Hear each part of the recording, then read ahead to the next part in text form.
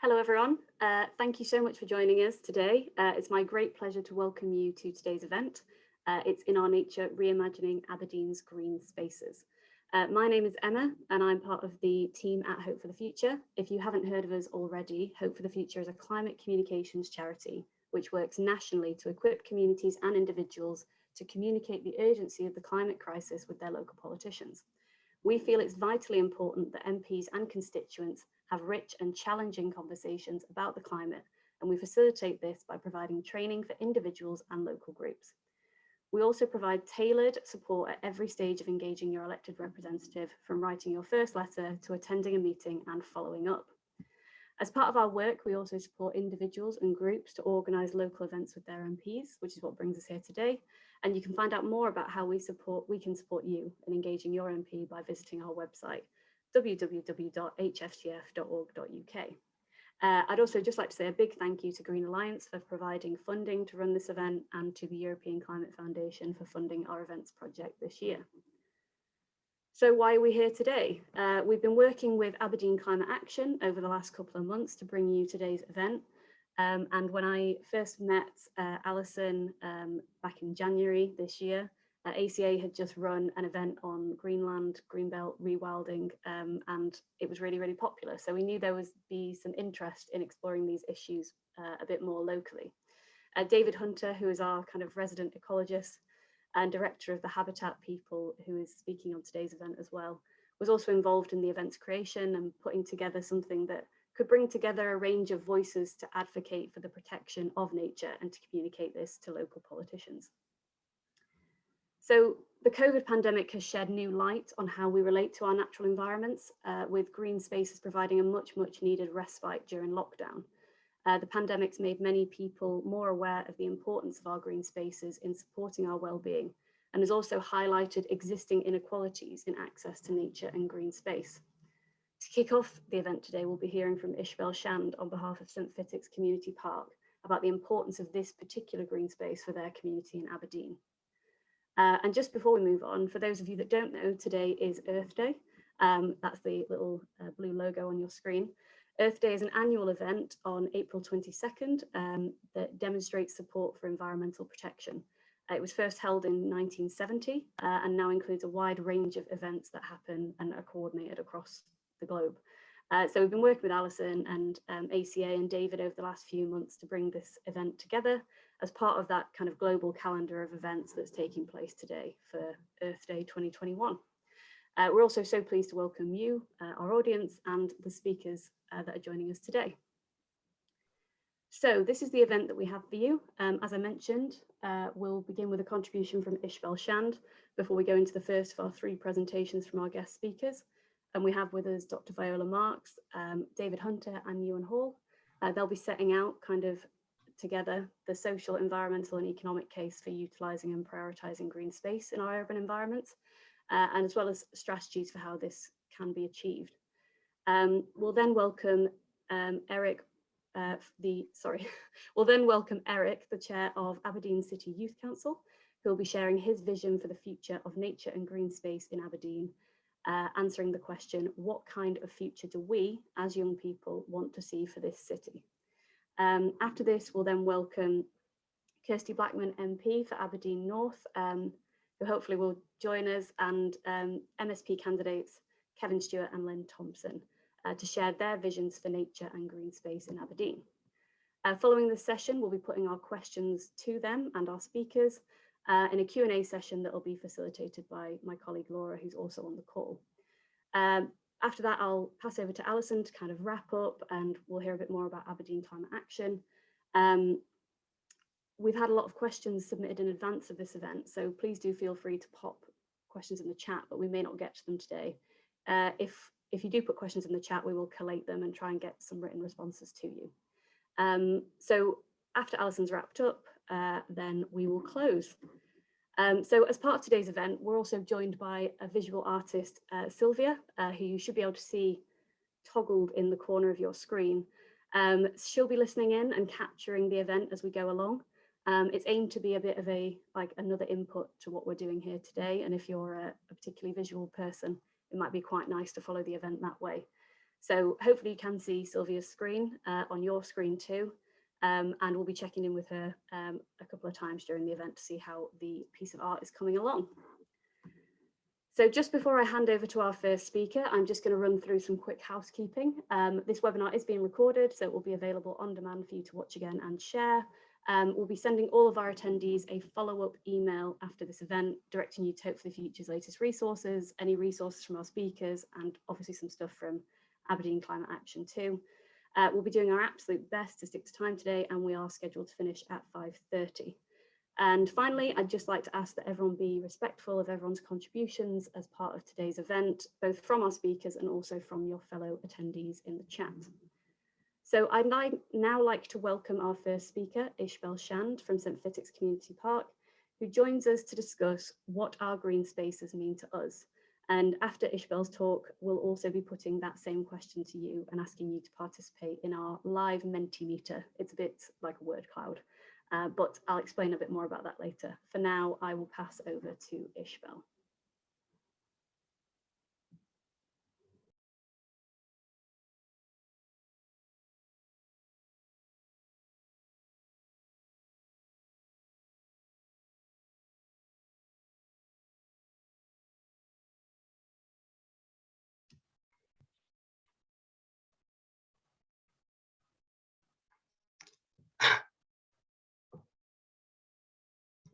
Oh, my apologies. I seem to have got a little lost here.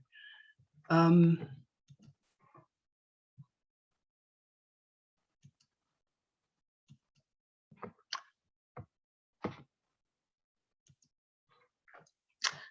my name's Ishbel Shand, and I'm a retired environmental scientist. I'm here as a member of Friends of St. Fittick's, a group formed in opposition to the proposed removal of greenbelt protection for St. Fittick's Community Park and Dundee's Rare Breeds Farm. It's 51 years since the first Earth Day, and with each passing year, our life support system becomes more damaged. The climate emergency is just one aspect of this. The planetary boundaries concept quantifies the zones within which humanity can continue to develop and thrive for generations to come. We've already exceeded the boundaries for biodiversity and biogeochemical cycling. We're about to exceed the safe planetary boundaries for climate regulation and land system change. We have to move from our exploitation of our green spaces for industrial use to maintaining, protecting, and enhancing them. The industrialization of the green belt is being proposed as essential for energy transition. It's not a binary choice. We can have both. The award-winning sustainable urban drainage system in St. Fittick's Park in Aberdeen is an example of how rapidly investment in environmental improvement can yield results on a very damaged site. A decade ago, it was rough grassland. The East Tullis Burn was reduced to a deep, narrow drainage channel running down the side of the park. It transported grossly contaminated water to the sea. The burn frequently overspilled its bank, flooding the surrounding area. The park was transformed by the creation of a reed bed and wetland system and the planting of 7.4 hectares of woodland. Water quality was improved, nutrients buffered, carbon sequestered. Habitat was created and biodiversity increased dramatically. Local people in an area of multiple social deprivation surrounded by environmentally damaging industrial development got much needed and irreplaceable recreational space.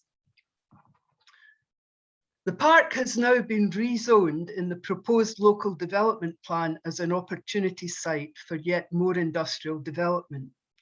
The justification used is the climate emergency and the potential use of St. Fittick's Community Park as an energy transition zone. 199 objections from individuals and 4 objections from statutory consultees, SEPA, Nature Scot, Historic Environment Scotland and Forestry Scotland were made during the consultation period. 88% of respondents cited the loss of green space amenity, 34% the loss of wildlife biodiversity, 32% the importance of preserving green space for health and well-being, 31% the lost opportunities for younger and future generations denied healthy play and outdoor educational facilities. Other points raised were the ample brownfield sites available locally for an ETZ, the feeling that enough is enough as far as industrialisation of this area is concerned, general dissatisfaction at the process of local authority decision-making, which is felt to be unfair against Tory and its residents. There were no submissions in favour of the proposed changes detailed in the local development plan. Here are some quotes from respondents to the consultation. On loss of green space, all of this life exists despite the industrial contamination. And as the last green space in Tory, there is simply nowhere left that can replace such an ecologically important area within the city. For a council in its wisdom to steal and industrialise one of Tory's little amounts of green space must be seen only as an attack against an already deprived people. The Tory community has limited areas of green space for enjoyment of wildlife, nature, fresh air and exercise. On biodiversity, this will lead to the culling of all our lovely wildlife and clearing of our entire natural habitat. Money will never bring back the wildlife we have already lost. The area has a lot of history and wildlife, and all of this will be destroyed. Industry can regenerate itself anywhere it has a mind to. Wildlife only dies once. On human health and well-being, bit of an oxymoron to say that our health and well-being are a priority, then build or propose to build industries that do and will harm our health and well-being.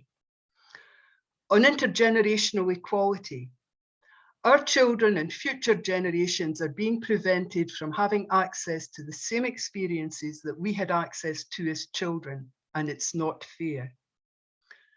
Money will never bring back the wildlife we've already lost, nor will it give our children a healthy, open space to play and learn in.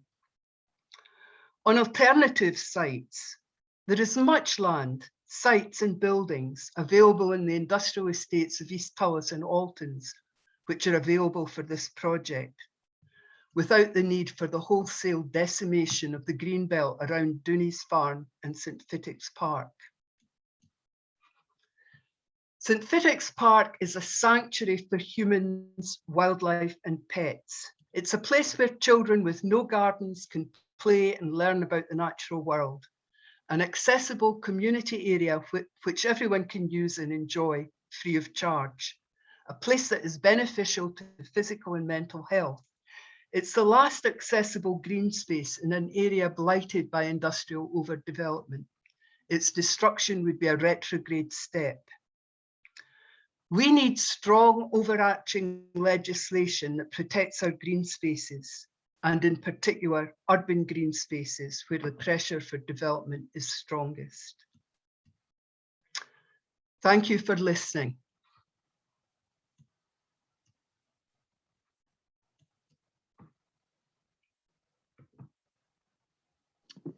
Thank you so much, Ishbel, for that introduction. And Laura, in case you couldn't see, Laura was sharing your slides, so we were getting the pictures as well. So as I mentioned before, we'd love to get our audience's thoughts on this question too. What do your local green spaces mean to you? And as you can see on screen, you can share your thoughts by going to www.menti.com, where you can enter the code that's on your screen, 15717217. Alternatively, you can scan the QR code that's on your screen, and that will also take you to the webpage where you can input your thoughts as well. We'd love to hear what you have to say as part of today's event. So we'll leave that up for just a few minutes, and then we'll also pop the link to the Mentimeter in the chat. But we'll just share the Mentimeter on screen now so that you can kind of see the words as they start to appear, as you start to contribute to them.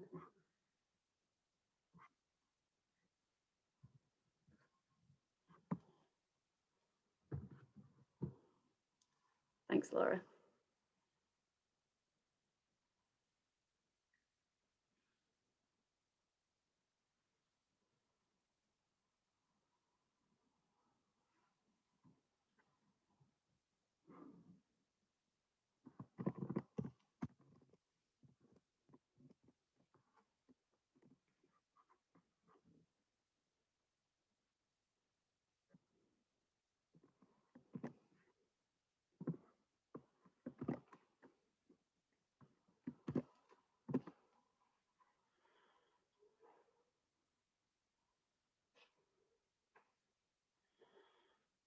That's great. Thank you so much for all these.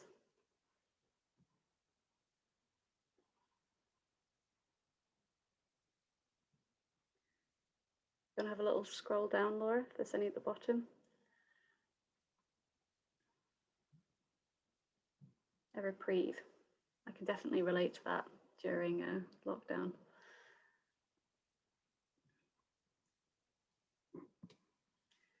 So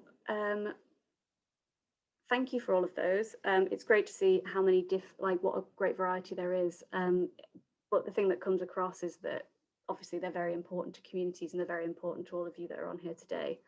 I particularly like the ones where it's a space to use for so many different things, like they serve so many different purposes, as well as being essential for wildlife.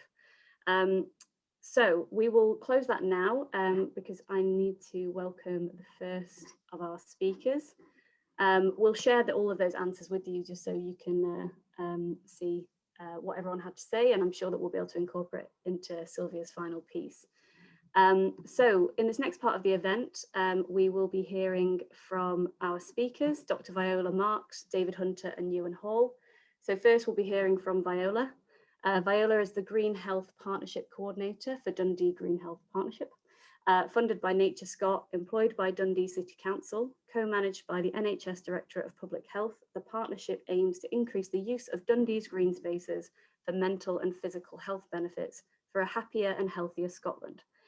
Viola joins us today to discuss one of the key projects to connect the healthcare sector with the environment, and that's Dundee's development of green health prescriptions, which is a new referral pathway to link people to targeted outdoor activities in a community-based setting.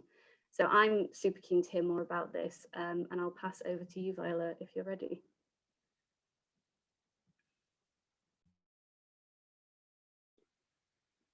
I'm just starting to share my screen.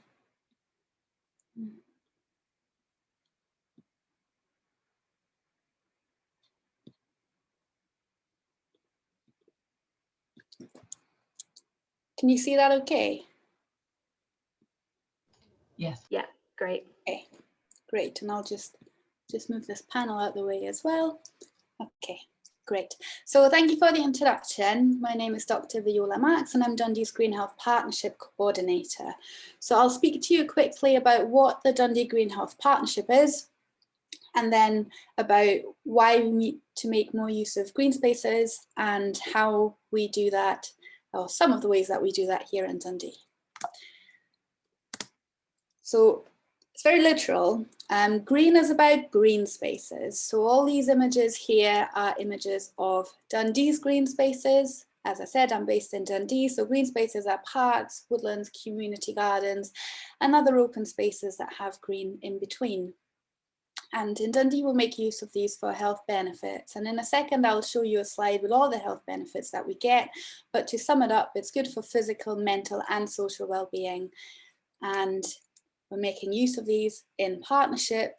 So the top right corner here are actually, and this slide has just been expanding ever since I started this project, of all the third sector partners that make use of our local green spaces for health benefits to work together with a variety of different target groups who have different needs to benefit from being surrounded by nature. And we've set up a whole pathway to make this more accessible, but we also work with Dundee Uni and Aberdeen Uni and James Hutton Institute to actually research that what we're doing has an impact. So first I want to show you some meta-analysis, and this is now from 2018. It feels really outdated, but it's still very, very much up to date, and there's actually more research come out that just shows you mental health and well-being, you know, stress, acute stress. So if you're stressed in the moment, you go out to the park and just get some fresh air. It actively reduces your stress, and it helps with long-term stress and fatigue and low mood and depression and anxiety. And people have access to green space are 40% less likely to be obese, so that helps with the obesity endemic that we're currently faced by.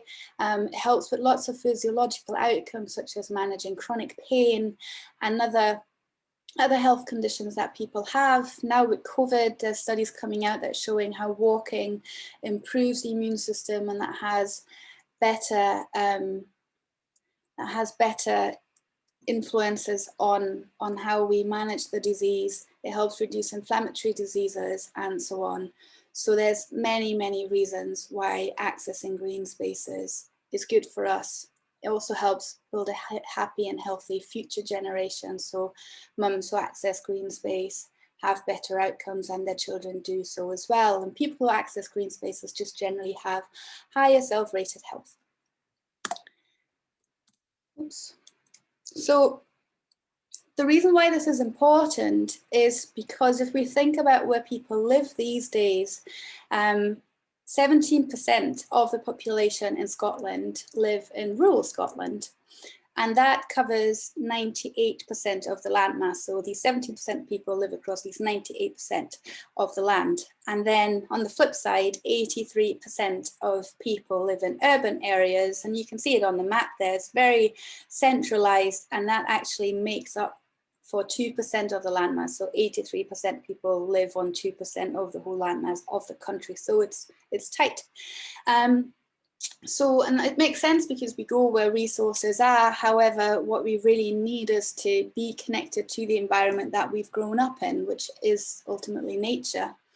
So I'm going to show you two images, and I just want you to note yourself how they make you feel. This is an image of Aberdeen.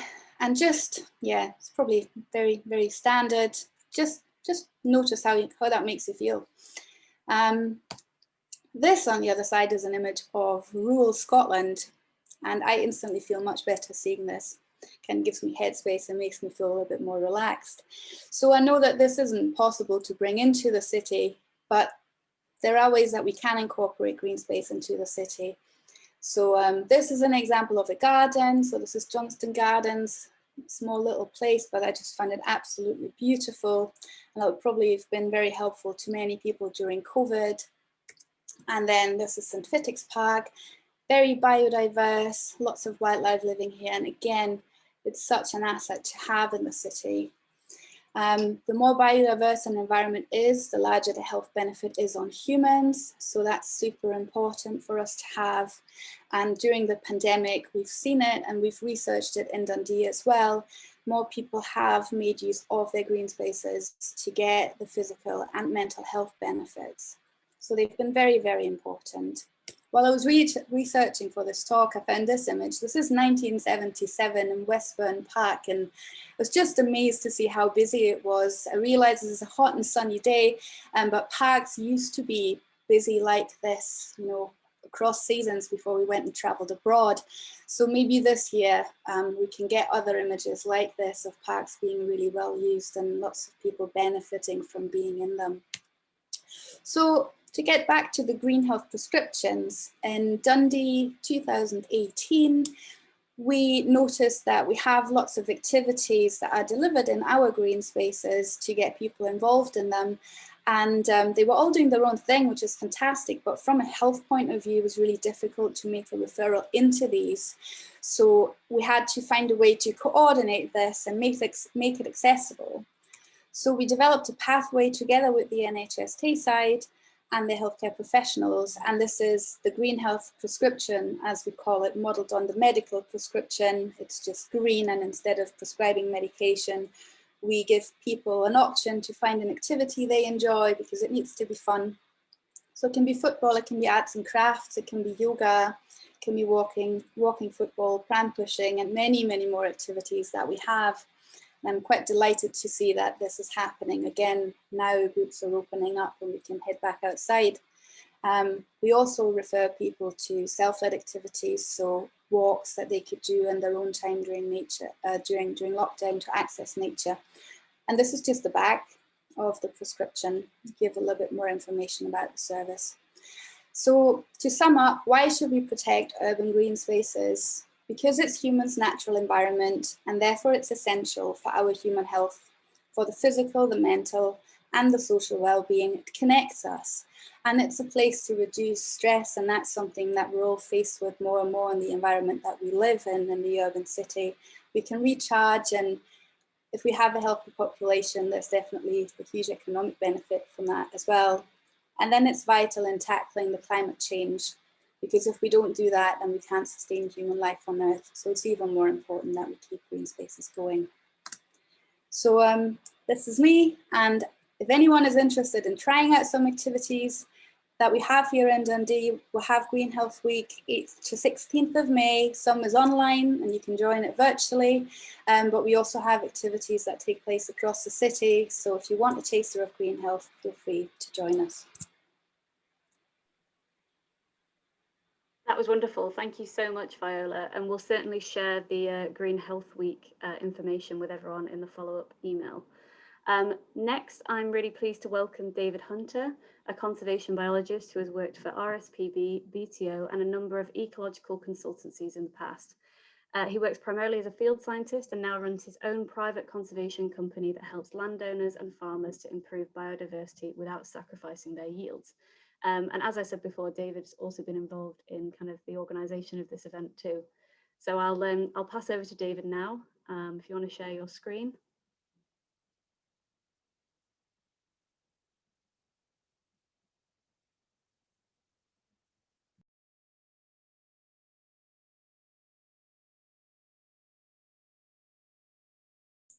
Hi there, folks. Can you hear me all right? Yeah.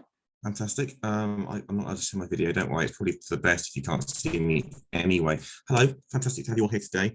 So I'm going to be talking a little bit about the long-term planning of green spaces and the kind of, perfect, thank you. Hello.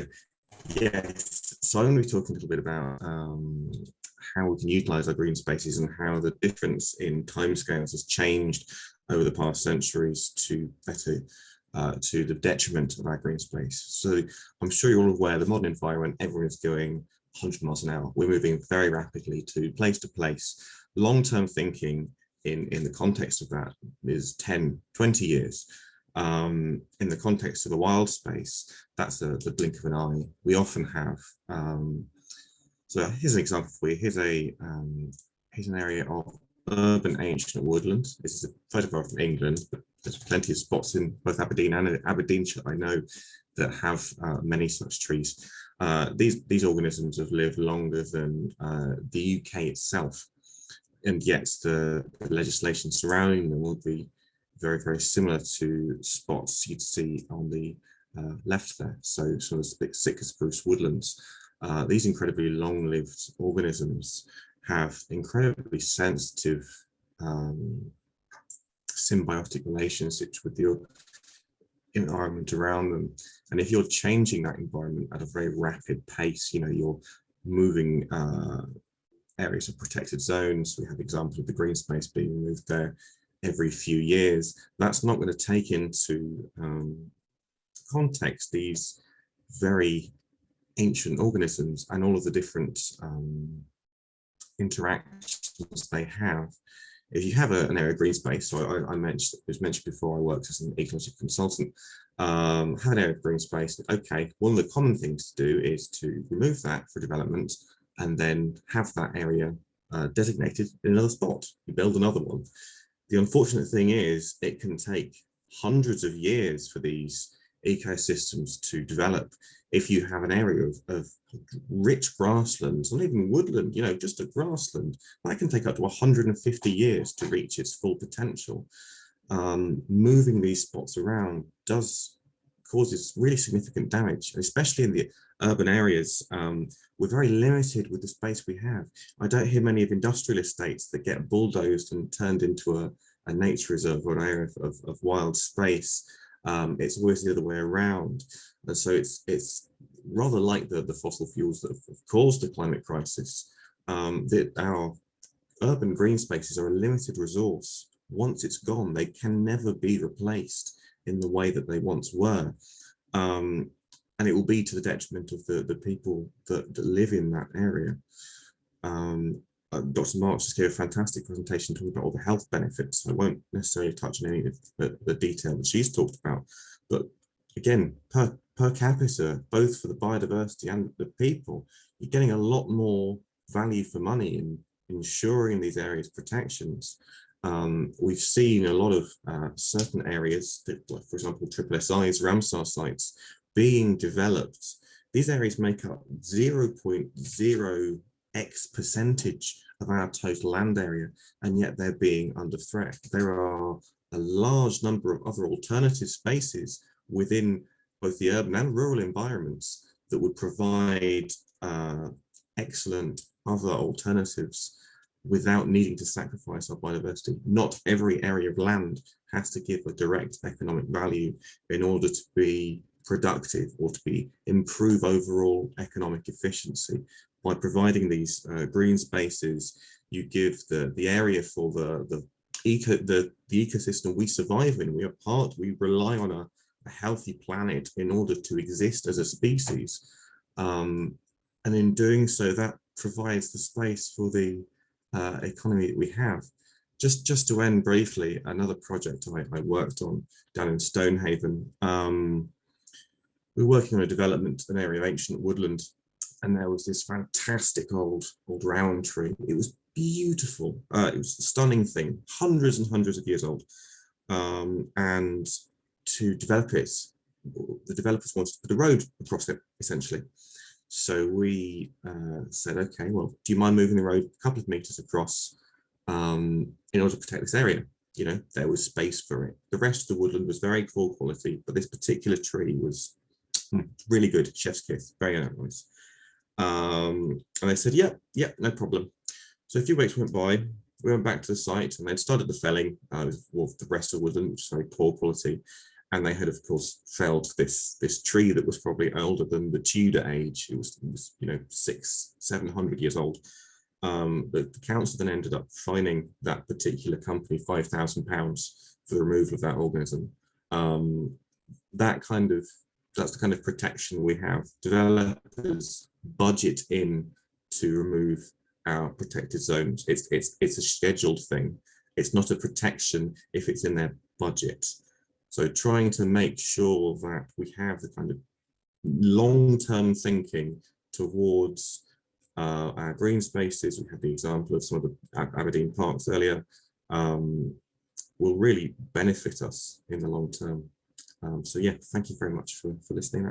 That's been me. Thank you so much, David. That was fantastic. I'm going to move swiftly on to our next speaker so that we stay running nice and on time.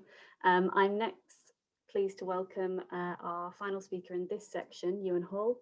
Ewen is a chartered surveyor with over 30 years experience in economic development and regeneration and has been chief executive of the Land Trust since its launch in 2004. The Land Trust, which Ewen has led since its inception, provides cost-effective and sustainable management solutions for public open space and green infrastructure. Ewen is a strong advocate for long-term investment in public open spaces, and over the last 16 years has driven the Land Trust to building its robust model for successfully managing public open space in a sustainable way. So Ewen will be discussing the long-term stewardship of green spaces and looking at the role it plays in bringing communities together and creating nice places for people to live, work and play. He'll also be looking at the mistakes that have been made in the past and providing evidence for the positive impact that green infrastructure can make in health and well-being, community and social cohesion and the economy. So that was quite a big introduction, but I'll pass over to you now, Ewen. Thanks, Emma. Can you hear me okay? Hello. Yeah, great. You got me. Thank you. Right. Can you see me all right as well? Yeah, start the video. There we are. We'll get there. Okay, thanks very much, Emma. Thanks for the introduction. Thanks for the invitation to speak today at this. Business Case for Nature was the sort of title, so just do a quick change. Let's just move this on. Right. Just a very quick commercial. Thanks for the introduction about myself as well. I mean, a lot of my learning, and I set up the Land Trust 17 years ago, and a lot of it was driven by my experience as an apprentice surveyor in Glasgow. I worked on the GEAR project back in the 1970s, so I've given away a bit of my age then. But, you know, we demolished a tremendous amount of slum housing. I worked on the eastern area of renewal, as I say. We demolished a lot of slum housing. We moved people to peripheral estates. And to my mind, we gave people new houses, but we broke up communities.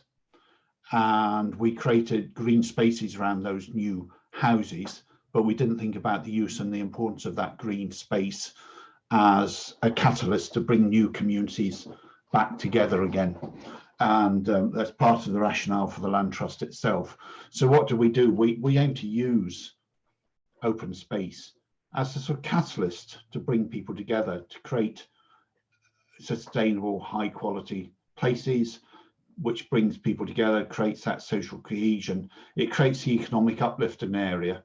If you've got a really good quality environment, funnily enough, people are more intent on living there. Businesses are more intent on investing in an area, and you protect the value of an area by doing that. Of course, it protects and improves the environment as well. Nothing more important so with climate change upon us. As was touched on by Viola earlier as well, very much improving health and well-being has got to be on the agenda, and good quality, well-managed green space is what encourages people to get out and enjoy the environment. The minute you surrender that green space and stop looking after it, you're creating a lot of health problems. There's a lot of evidence. I was involved in a study with University of Durham and University of Newcastle, where we looked at the higher morbidity and mortality rates that were caused by derelicted land on people's doorsteps. That wasn't because of pollutants on land. That's because when people opened their curtains every day, they looked at derelict land. It was a depressant. It stopped them in going out. And I think we saw that with the pictures that were put up there of Aberdeen city centre, Union Street, and the picture of the park, the different reaction from people in seeing quality open green space. It promotes health. Bit about us, we've got over 80 sites across the country, 165 million endowment. It's a real mix of what we have. So nature reserves, country parks, public realm, wildflowers, suds, cycle routes, all sorts of different land. Ultimately, we see that land as an asset, as I say, and as a catalyst.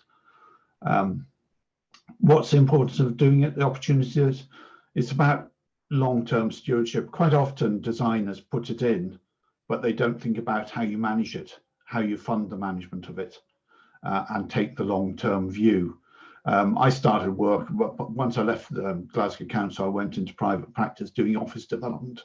And, you know, if we built an office, we didn't just leave it to chance that it was looked after. We made sure that it was looked after because that protected the value for the investors and the users of the property. And you have to do exactly the same with green space.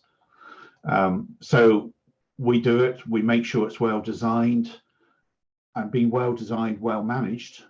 That isn't a picture of me on the right before you think differently. Being well designed, well managed, they encourage use and they deliver those wider benefits and they reduce long-term costs. I said earlier, they deliver physical and mental health benefits. If people feel safe going out and walking in their local environment, they are more likely to do so. They're more likely to do that than take a car to the local shop. They're more likely to walk to do it. They're more likely to think positively. They're more likely to engage with their local community. So the mental and health benefits are massive. There's a lot of pushback at the moment about when people talk about the valuation of open space and the economic value because it's being treated as commodity. We talk about social value, and what we've done, we've developed a social value model to model that for all our sites. And quickly looking at this 2019-20 report, we reported that our sites, and if you remember, we had about 2,500 hectares of it, 80 sites around the country, delivered over £30 million of social value to the communities around those sites. Unfortunately, no one pays us for that social value. However, it's a real evidence that that value exists to communities, and that was driven through economic value, protection of investments in an area, using our sites for forest schools, school environmental education, the environmental protection, climate change adaptation, the SUDs and the values they have, and then health activities that take place on all our sites. So we work with many partners, some of whom were shown in the picture by Viola, you know, people like TCV, Mind, the mental health charity we work with, running mental health things on the majority of our sites.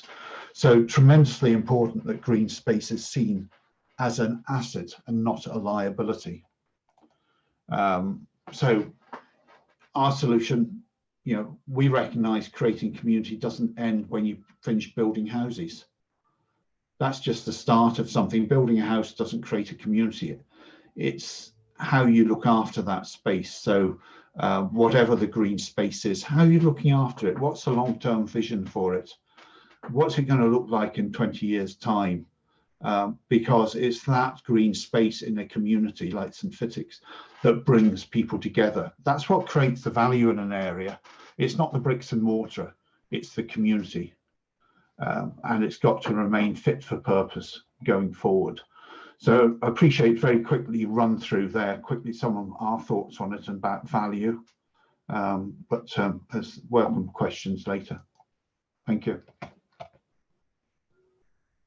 Thank you so much, Ewen. That was a brilliant presentation. And yeah, we can certainly pick up some of the questions in the chat if we have time. If we don't, though, do feel free to kind of answer the questions in the chat yourself as well. So that's all of our presentations in this section. And now we're going to head into the visioning part of today's event. I'm so pleased to welcome Eric Roslayev, the chair of Aberdeen City Youth Council, who'll be sharing his vision for the future of nature and green space in Aberdeen, answering the question, what kind of a future do we as young people in Aberdeen want to see? So if you're ready, Eric, I'll pass it over to you. Thank you, if you can hear me well. And really appreciate the effort you've put into my sounding. That wasn't too bad at all. So hello, dear guests and fellow speakers. It is my pleasure to be here, and it is wonderful to see all of you here. Thanks to Emma Stevens for the invitation, and I'm here speaking on behalf of Aberdeen City Youth Council. And my name is Eric Ross. I would like to emphasize that the green spaces are absolutely essential to have nearby the places that people live in. If you have not been to Aberdeen, which is a shame, and you should definitely visit us when it's safe, you would see that this city can be seen as a bit grey. Sometimes me and my friends, we joke that Aberdeen has 50 shades of grey. However, we do have wonderful parks like Dundee Park, my local Seaton Park, where you can have a lovely walk and enjoy your time. The coronavirus has reinstated simple truths. The first one is that we need to wash our hands, and the second that people need to have walks for the maximum pleasure. They may choose parks, seeing trees and the nature. As many other panelists have emphasized on the health being that is essential to have places nearby. We do need to protect those places. And COVID-19 has affected many people's mobility, and that made us to sit at home more often, which resulted in many people indeed feeling tired of staying inside, not to mention massive increase of mental health issues that a lot of people unfortunately had to experience through recent months and probably years. We also need to realize that parks are helping people to get rid of the coronavirus depression and social anxiety. It is in fact harder for the coronavirus to spread outdoors, for instance. That's why it will be essential for our transition, because it will be an open air, which makes it harder to spread. Parks also having giving us an opportunity for doing sports, and it would be a much safer environment for all of us. With more trees being planted and young people wanting to see more green spaces in Aberdeen City, we can improve our city and make it even better than it already is. I'm totally supporting, for instance, making the Union Street pedestrian as we currently having this, if you haven't seen it. And I feel like it creates a wonderful atmosphere in the city, which we can enjoy and see nice streets in the middle of the street. This will make it way better and nicer. Young people would definitely love it. I can see that by many people absolutely enjoying their time going to parks and seeing more green stuff on the streets. And it's also very important to socialize freely. And for instance, if we're talking about the Union Street itself, it will be much easier for us to have a wonderful time in the city and not being afraid of being hit by a car, because sometimes Union Street can be very, very busy. So the changes we're currently seeing in Aberdeen, definitely without any question, are good. And we should be doing more of that. And frequent walks would really help to let your thoughts to pass and clear your head. That is why green spaces are absolutely essential. And we would need to make our Aberdeen greener. And greener cities, in fact, affect our mood and bring the joy to us. The green spaces should be protected in Aberdeen because it is so important for young people and every resident in the Aberdeen city. This will attract more tourists, potentially, giving our local businesses more revenues that they can spend and make their lives better off. So it is vital to retain the current green spaces that we're having in Aberdeen city and even create more. And that would be it from me. Thank you.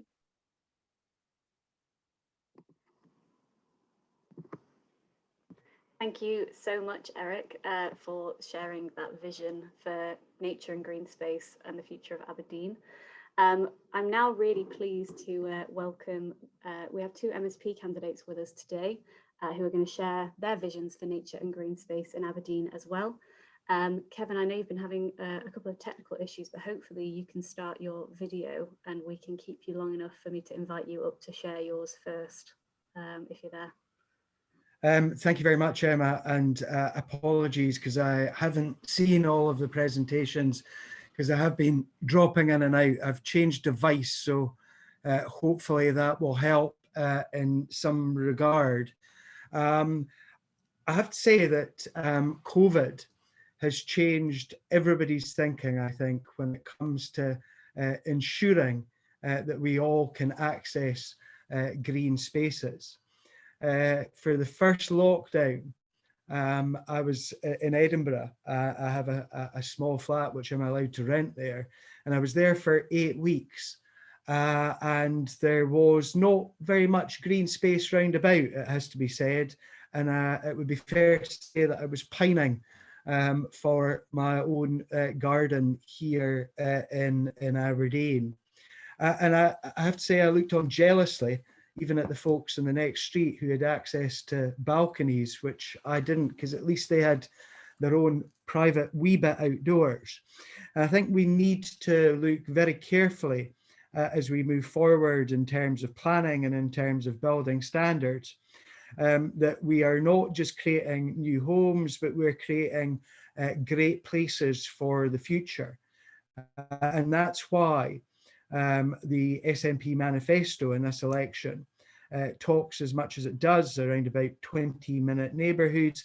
And it's why our vision for housing in the future, Housing to 2040, not only puts emphasis on homes, but also puts major emphasis on places. And I think the key thing as we move forward as well is that across Scotland, we have done very well in terms of community planning, but there hasn't been so much community involvement in spatial planning. And I want both of that intertwined. And that's why in the planning bill, now Planning Act, which was put through recently, we have provision for local place plans so that people themselves can have a real say in shaping the future of their community.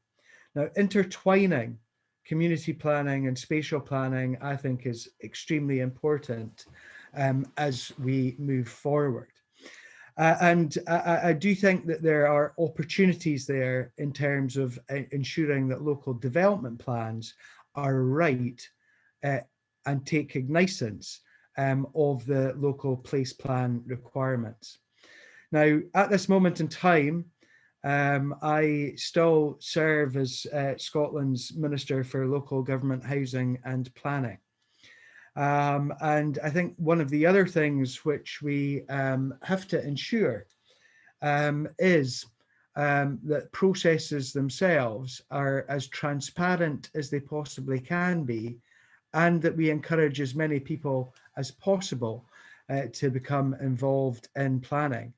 And that's why I've spent a lot of time over the past number of years developing a digital planning future for Scotland, because that will get more and more people involved in the planning process. And that, I think, will lead to much better places in the future.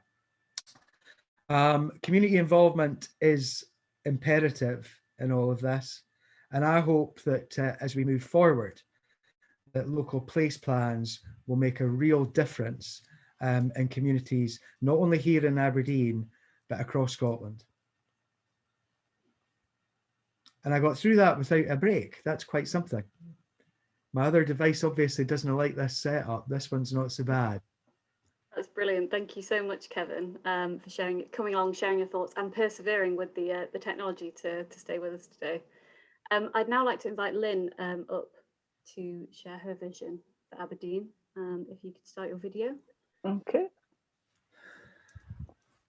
Oh, I've got a message to say that you've stopped it. Yeah. You should be able to start it now. Good. There you go, you've got me. No fancy PowerPoints or anything like that, I'm afraid. But for those of you who don't know me, I'm the Scottish Labour candidate for Aberdeen South and North Kincardine. And I'd just like to say thank you so much for the invite to today's event. It's been fascinating, and it just stresses the importance of green spaces to us all, especially those of us who live in urban areas. I mean, green space is a subject very close to my heart. I'm a member of Friends of the Earth Scotland. I actually lived in Torry on the doorstep of St Fittick's Park for 25 years. And it's just been a joy to see it transformed from an underused, marshy, unusable green area into a green oasis in what is a very high density housing. And it is certainly appreciated by the folk who live there. And I'd just like to congratulate Ishbel and Susan and the rest of the Friends of St Fittick's, because my email inbox is groaning at the moment from the number of emails I've received asking me about my views on St Fittick's. So here we are on World Earth Day, and as I say, everything. Green agenda is close to my heart. I'm originally from the Highlands, and my grandparents were crofters, and they worked the land and the sea and the beach and the woodland in a way that was respectful of nature and in a way that was sustainable. And as we've heard, green space is important, especially important within urban areas. As part of my day job, I work in the NHS, and it's been something that surgical colleagues have noted for a long time, that the patient nearest the window who's got a view of the outside world is the patient who gets up and about more quickly after their operation. So even just a view out a window is enough to make you feel better. Yeah, just touching upon some of the talks we've had today. I mean, yeah, absolutely, St Fittick's. It's a wonderful facility, and it's certainly one that I made use of when I lived in Torry, and such a successful concept as well that the City Council have now adapted it for Seaton Park as well in the city. And Viola's presentation on the health benefits while working in the NHS, that's certainly something that I see every day. What else? Just the fact that humans still have Stone Age brains as well. Green space is our natural habitat. Our brains haven't kept up with the rapid changes in technology. So we need to have respect for that habitat and that environment.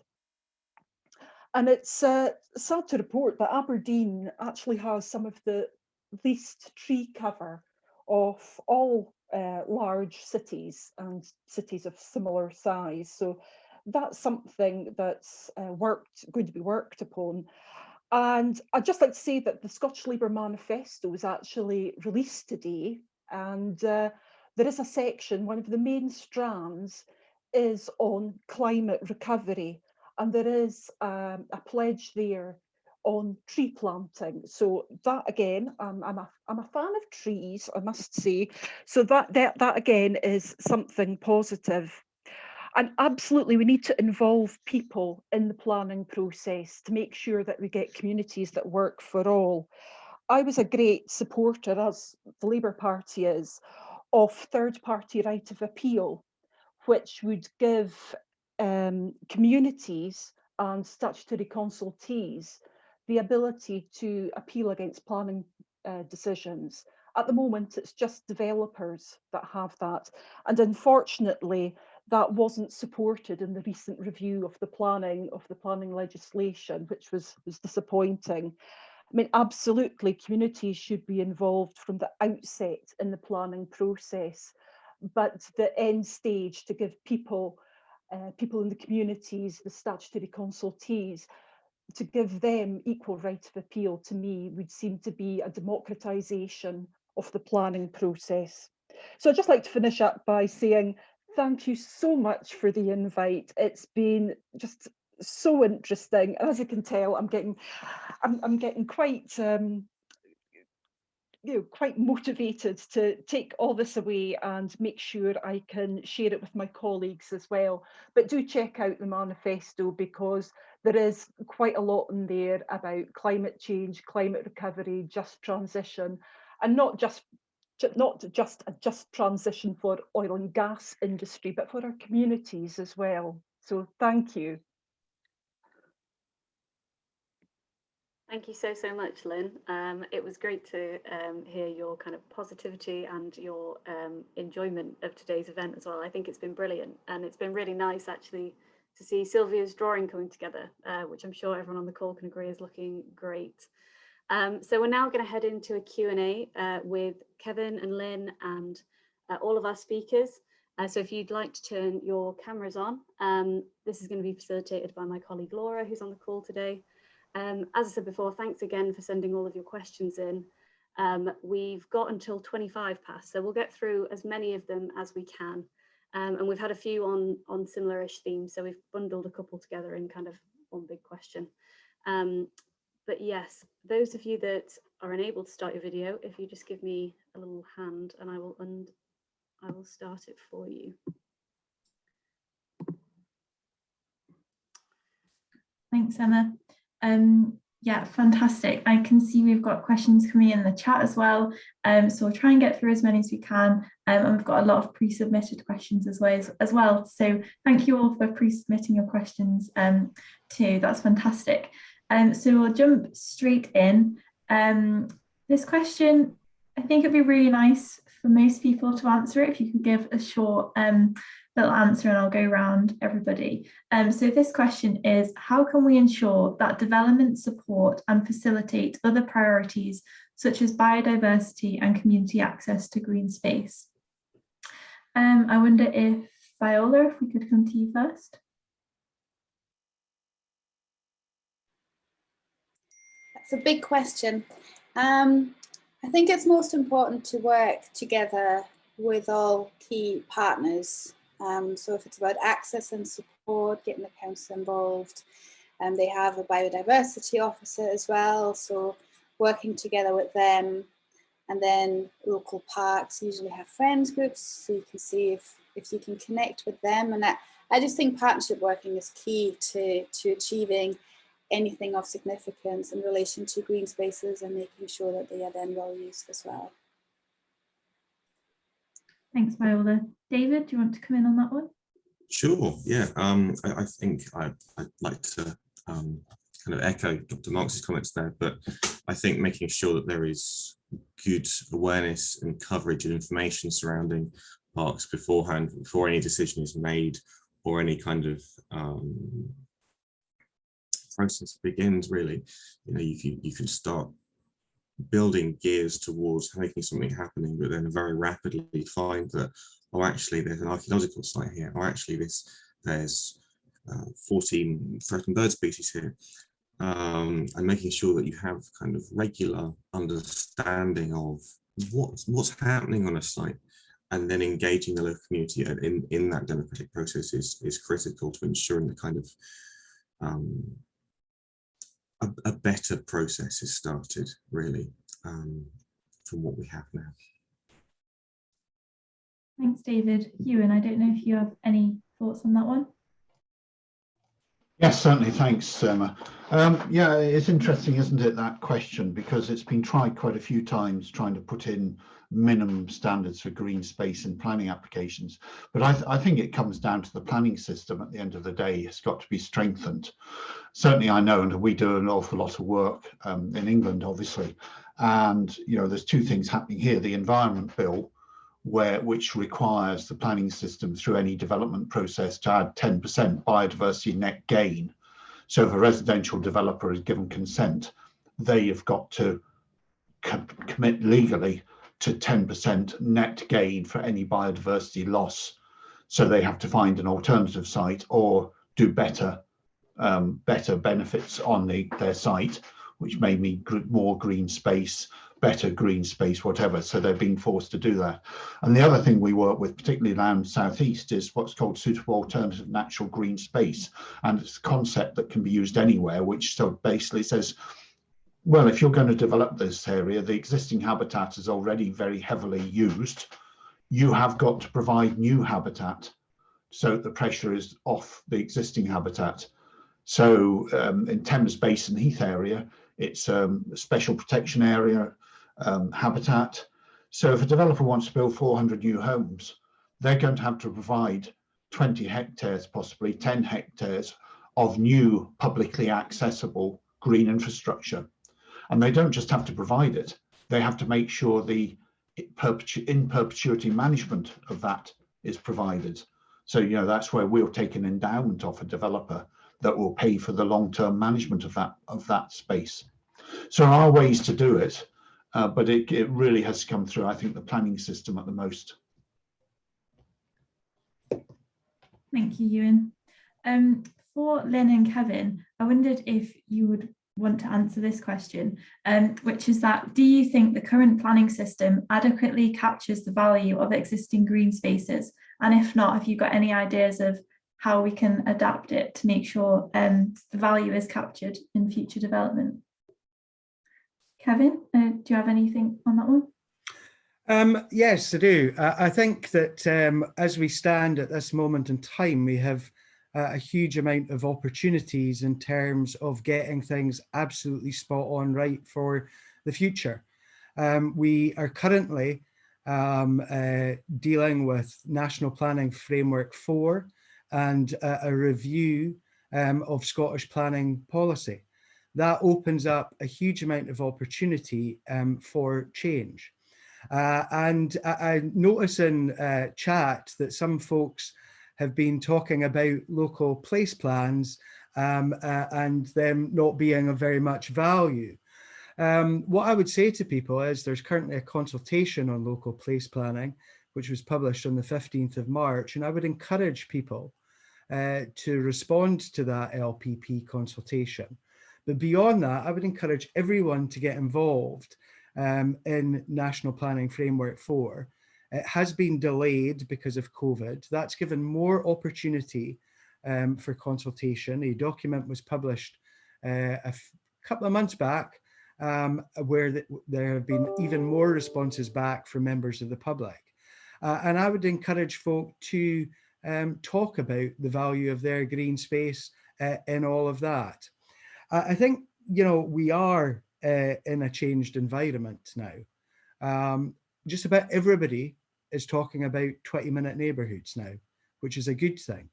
And in order to get that absolutely spot on, we have to, within those neighbourhoods, have the ability for folks to access good quality public green space. So opportunities are without doubt there. Beyond that, I would go, I think it was David that mentioned biodiversity. As we move forward, you know, we have to do more than we're doing at this moment. Here in Scotland, you know, we have planted more trees than anywhere else in the UK. Lynn was talking about earlier, Aberdeen having less trees than many other cities, but Aberdeen is lucky enough to have its own forests, which many cities do not have. So let's build on their use and the public access to there, whether that be Hazelhead or others. But, you know, we have some great things going for us here. Let's make sure that we keep them, and we, if you excuse the pun, grow them. Thanks, Kevin. Lynn, do you want to come in on whether the planning system adequately captures the value of green space already? I think it's a really difficult thing to capture, but just because it's difficult to capture doesn't mean to say that we shouldn't do it. It's a much softer thing to capture, and certainly being on the receiving end as a punter, if you like, of the planning system, I regard myself as fairly intelligent. Others may disagree, I hasten to add, but I found it tortuous. I found it really difficult to understand. I don't have a background in planning. I hadn't been involved in planning before. I feel there's a real role, and I think Kevin touched upon it, in getting communities involved at the outset, but getting them involved meaningfully. Now, with COVID, certain things have been compromised. Things have had to go online. You can't have the exhibitions in the community centre. You can't have the exhibitions in the local supermarket. But it's absolutely essential that the voices of the community are heard, and heard by people who are independent and objective, because sometimes it's quite difficult if you're going along to criticise a particular development and it's actually the developer's representative who's there. If there could be like a trusted person that you could speak to and say, well, actually, I don't agree with that, I think that would really strengthen it. I mean, I have to declare in my role in the NHS, I have been involved in public involvement in the past and engaging people in a meaningful way. And I think it's been a compromise, I think, the past year, with so many things moving online and effectively excluding those who don't have access to computers or broadband or even a data package, or who perhaps don't use new technology. So I think we have to be imaginative in the way that we involve communities and making sure that voices are heard and heard effectively. Thanks, Lynn. And of course, expertise within local authorities themselves is really important. You've both sort of touched upon that as well. So David, I wondered if we could come to you. We've got a question here, which is, what can be done to ensure that local authorities have the access to the ecological expertise which is actually necessary to inform these complex local planning and development decisions? Sure, thank you for the question. It's a good question. I mean, most constituencies have their own county ecologists. Aberdeen is lucky to have the fantastic people at Nesbreck who do some really good work on record keeping for the whole of the North East. It's a difficult question because ecological consultancies in themselves have a vested interest in pushing the development or in pushing the projects that they have been employed to work on. It's vitally important, if you're a member of the public or if you're listening to this talk, that you do input any records of wildlife into Nesbreck, there's a really good website called iRecord, which collates a lot of the national records of biodiversity there, so that we know what is out there, we know what we're looking at. Making sure we have regular surveys of our green spaces is really important. A lot of the cuts that have happened to organisations like DEFRA and Nature Scott have come to the field scientists who are the ones who have gone out and done the surveys for the rare plants, the rare invertebrates, the rare mammals even. And we're having longer gaps between knowing what is on our green space. And in doing so, we then have to fall back on NGOs, on private individuals, on small specialist groups for some of these invertebrates to do the heavy lifting work. And in doing that, you diminish the impacts that a county ecologist or even a governmental body has in that respect, because you're essentially you're outsourcing it without necessarily even paying them for it. You then don't know if the quality of the data is good. Most of the time it's fantastic, but you lose that governmental level of control. So having regular surveys of, we'll use the synthetic example because people have talked about it lots today, having regular surveys of the botany every couple of years, making sure that we have a breeding bird survey, even if it's just once every year, that's something that can take an hour and a half. It's not large amounts of impact, but it's something that when developments come along and say, hello, we want to do this, you already have the information there to work on. You're not already fighting these kind of problems. Yeah, that's kind of how I see it. Thanks, David. That's really interesting. I wondered, Ewen, if you had any thoughts on that expertise and how we can ensure it's within local authorities. I don't think I can add much to what David said on that. I mean, but I think it is something that's got to be looked at properly in local authorities and properly funded. You know, just as the planning system is funded by fees, you know, ecology and the support that's necessary should be properly funded. That's all. You know, it's a problem across the whole of the country, I think. You know, ecologists are a dying breed, if that's not the wrong term to use, when we're talking about biodiversity and etc., etc. But it gets more and more important. Thank you. That's all. Thanks, Ewen. Eric? Yes, thank you. So I would like to make a point that expertise is absolutely vital for the better outcomes.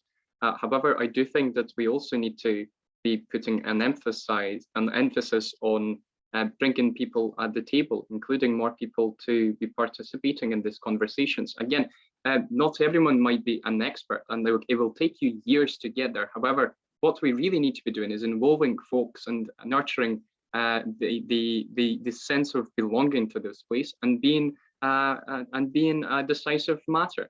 We need to be ensuring that young people, for instance, are also being involved. So Kevin, you've been mentioning many interesting schemes and about the city planning. This is wonderful opportunity, and Aberdeen City Youth Council would be absolutely delighted to help you out with this. This would be also sharing the consultations and so on. So I would say that overall, we do need to increase our expertise among everyone.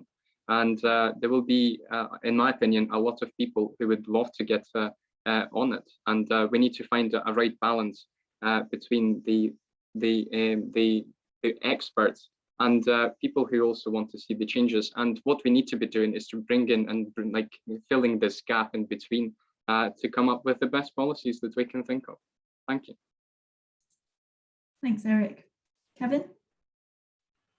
Eric is absolutely spot on right about involving more folk in the planning system. And that's why we have invested a fair amount in recent times on digital planning, so that it makes it easier for folk to access what is going on in their area. And we have created a mapping system which we'll roll out, where folk can actually be contacted automatically around about anything going on in their place. And I think that digital planning will get more folk involved in helping shape their places. Because at this moment in time, we concentrate on objection, and we don't necessarily hear the views of everyone in a particular community. And let me give you a good example. And again, it really bolsters what Eric has said. We did a piece of work in Galashiels with PAS, which used to be Planning Aid Scotland, which is a really good organisation for help and advice for folks who are trying to navigate the system. For ordinary folk who maybe don't know what all of the technical aspects are, get in touch with PAS. But we did a piece of work with PAS in Galashiels in the Borders, and we got young folk involved in planning there, and used the place making tools. And to begin with, you know, there was no a great amount of uptake, but see, when you move that onto an app, young folk suddenly had ideas galore. And it has to be said that their ideas and their future vision for Galashiels was somewhat different from some of the older folks who had been involved in some of the community planning before. So it's absolutely essential as we move forward that we use the digital tools that are now available to us to increase participation. So if we look at Lorna McHattie in the chat mentioned 3D visualization. I'm a big fan of 3D visualization. We should be doing more of that in terms of looking at how a place will look. But we also have drone technology now, where we can get a much clearer picture easily around about a place, because looking at it from ground level only sometimes doesn't give us the whole picture. So we need to utilize these technologies, and we need to get more folk involved, which is key to getting things right for the future. Thanks, Kevin. Fantastic. Viola, I think this one is perfectly placed for you, if that's okay. And this person asks, to what extent does green prescribing go hand in hand with the creation of or preservation of new green spaces? Okay, so we haven't actually created any new green spaces in Dundee, so I can't give any comment on that. But in the preservation, I mean, it has a massive benefit. We work with, for example, Tayside Conservation volunteers. They've now come to Dundee, so they work very closely with a variety of green spaces. They link in with other community groups that are led by the council. So we have Middleton Woods, and they do work up there, and they help preserve it, and they help build paths and manage the site quite well. But they also link in with Nine Wells Hospital and help expand the community garden on that site. And that's just one example. Then obviously we have Friends of Parks groups. They take care of their local pockets of parks, and each do that in their own way. So yeah, I feel like the green prescribing is obviously the link into these activities for people that have seen a healthcare professional, but it's also open to self-referrals. So it's just a good pathway to find out, I suppose, where in your local community you can get involved in your local park in a way that you would enjoy it. Fantastic, thank you. And we've just got a couple of minutes left, so it's a bit more of a visioning question has come in, and that is, as Aberdeen in the future moves from an economy based on oil and gas, what do people think about the opportunity that the energy transition offers for green space and nature? A hard question, I think. Does anyone have any ideas initially before I pick on someone?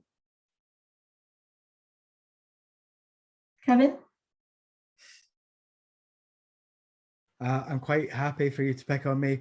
I think, you know, obviously we are in a transition period, and we have to do that transition justly. But that gives us opportunities to look and shape the places for the future here in this city. And we are very lucky in living in a city which does have a fairly substantial amount of green spaces. And we should enhance that where we possibly can. So although we face challenges, and we are going to have to move the emphasis away from oil and gas, which is still going to be majorly important for a while, but onto the new greener technologies. That also gives us the opportunity to reshape spaces and places here. Now, one of the things which I should say, vital to all of that is the right formulation of a local development plan. That is the key to being able to shape the future. And I hope that as we move on, more people will pay attention to that formulation, particularly in terms of getting involved in local place planning. Somebody in chat, and I couldn't see who it was, mentioned planning for real in the virtual world. Planning for real was the term that was used for community planning here in this city. And it was such a good term that we copyrighted it.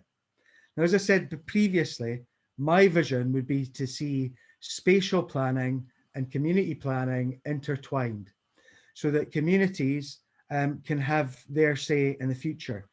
Obviously, within that, you have to recognize that there are certain things that are required within communities as well. But those are the kind of debates that worked well in terms of community planning. And those are the kind of debates that I think are very much worth having in terms of local place planning, leading to comprehensive local development plans. Now, one of the other things which has been mentioned in chat is around about the situation of reporters overturning local decisions. And I'm not going to comment too much on that because I'm bound by the ministerial code as planning minister, which I still am. So I'm going to be careful here. But good local development planning means that a community, an area has a real cemented, if you excuse that pun, plan for the future. It is much more difficult for a reporter to do something different from a local development plan that is constructed well. Thanks, Kevin. As we've only got a minute or so left, Eric, do you want to summarise briefly? Yes, absolutely. So I just wanted to make a quick point on the, let's say, the energy sector, for instance. So obviously, Aberdeen has been very much reliant on oil and gas, and I do see that the green energy and the wind turbines, for instance, are the way for the future. So we have the turbines, which are literally the largest one that you can install in the world. So this is just engineeringly amazing thing. This is an opportunity for people to develop this system further, to make it easier, and then put our skills and our knowledge and import to abroad. This is an amazing opportunity for Aberdeen to be a champion of. Scotland, for instance, has 25% of the wind power potential in whole Europe. I think we should be capitalizing on that, and obviously moving to greener energy sectors. And already 99% of Aberdeen energy comes from the wind turbine. We need to be pushing for more and putting heating, etc. So we would like to see, as young people, more green energy in the future. So Kevin, please keep doing a good job on that. Thanks, Eric, and thank you all for your contributions there in that Q&A. I'd like to hand back over to Emma now to bring us to a close. Just before we do close, I'm actually going to pass to Alison Stewart from Aberdeen Climate Action.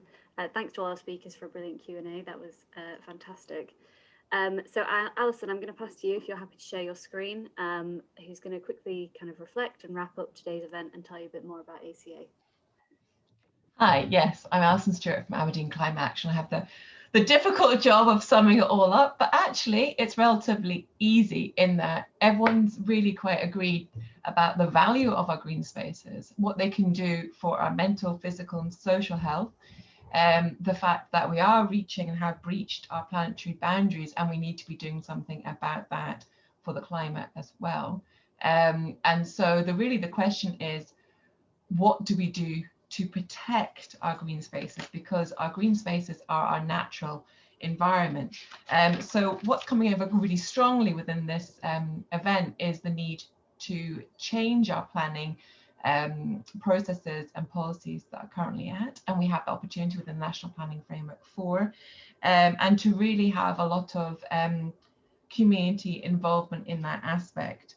Kevin was talking about the community planning and spatial planning coming together in there, and there is a lot within that. And obviously David had been talking about the fact that our current planning permissions aren't strong enough to protect some of our most vital green spaces or very old trees, for instance. Ewen really did a good job in discussing the economics of it, the fact we need to think about long-term management of our green spaces. And I think what came across too is that when we are having new developments, that we have to be careful where we put them so that we don't actually take them away from pre-existing green spaces, which have a much higher biodiversity level, which is what Dave was talking about in relation to the value of old green spaces. And that cannot be simply duplicated with just some greenery in developments. So that's going to be very important. I think that what Viola was saying about partnership working is key. We all need to work together, and that came out very strongly about that kind of community participation element too. And green space as a catalyst for change, and really we have to take that into consideration as well. So really we have to put more of a social value, as Ewen was talking about, onto our green spaces and not just think about them in their direct economic value. Right, so I think that summed it up. I just want to quickly talk about Aberdeen Climate Action. We've been around since 2014, and our mission is to enable and facilitate the transition of the North East to a sustainable net zero thriving region, to really be the voice of the sustainable North East and to raise awareness and prompt action on climate change. We do lots of stuff. We have a monthly climate cafe. It's on the first Tuesday of every month. So the next one is on the 4th of May, 7 p.m. in Hydrogen. You can find out all the information on our Facebook pages and social media.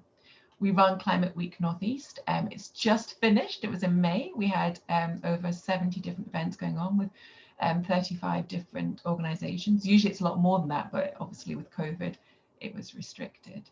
And we're doing an online conference for local government, from inspiration to practice, delivering net zero through local government, the 29th of September. More details on that to follow. We're building NESCAN, North East Scotland Climate Action Network. So if you are within a local community organisation and your projects cover climate change issues, then please do be in contact to get into that network. And we are also involved in influencing, consultations, campaigns, and educating. So just to draw towards an end to this event, going forward then, what do we feel are some of the asks then? And I think some of them came out naturally anyway. We do need to think about changes to the National Planning Framework 4. We've been discussing the change from the presumption for development to one against development, except where there are strong tests on climate change, community participation, net zero targets and biodiversity are met. That isn't to say when we're against development, we just feel that there should be more restrictions on it to balance out the needs that we have as a community, as people, and for nature. And with that, I talked about just a second ago, and we have throughout the whole event this whole idea of deliberative public involvement mechanisms in planning and in every area, which I think that the Scottish Government has been doing within its net zero nation as well. So we're thinking about that too. An adoption of a Scottish Natural Nature Network as a national development would be good with that, and really strengthening our planning frameworks so that we do have communities voices not just being heard but taken account of. And I think that right to appeal that Lynn was talking about is quite vital in that too. And from a UK perspective, to call on the Chancellor of Exchequer to create a roadmap for securing extra funding to enable the UK to meet its climate targets ahead of COP26, because at the moment we are not meeting our targets. In Scotland we're doing better, but as a UK we're not meeting our targets, and we need to. So that is some of what we're thinking is going to come out of this, and hopefully everybody comes away with more of an idea of what we should be thinking about in relation to green spaces and what green spaces need to be protected. So the future is up to all of us together to work on this. So I hope that we all work together, our elected representatives and the people that represent them. Thank you. That was brilliant. Thank you so much, Alison, for wrapping up. So that brings our event to a close. What a great Q&A and a summary from Alison there. I want to thank all of our brilliant speakers for their contributions. That's all we've got time for, so please look out for a follow-up email next week, which will give you more information about the opportunities that Alison was talking about, as well as guidance on how Hope for the Future can support you. So we are after our time, so all that's left to say is that thank you for coming.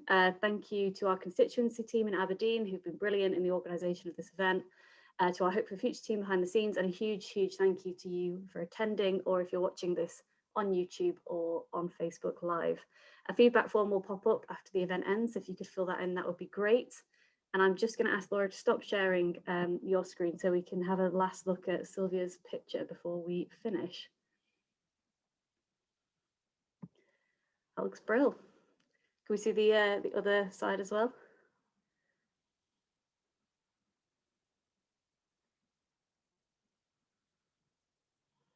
Amazing. Thank you so much. And yeah, you'll be able to see that image in full when it's finished on our socials, and I'm sure on Aberdeen Climate Action socials as well. But thank you so much for joining us today. Have a wonderful evening. Thanks, Emma. Thank you.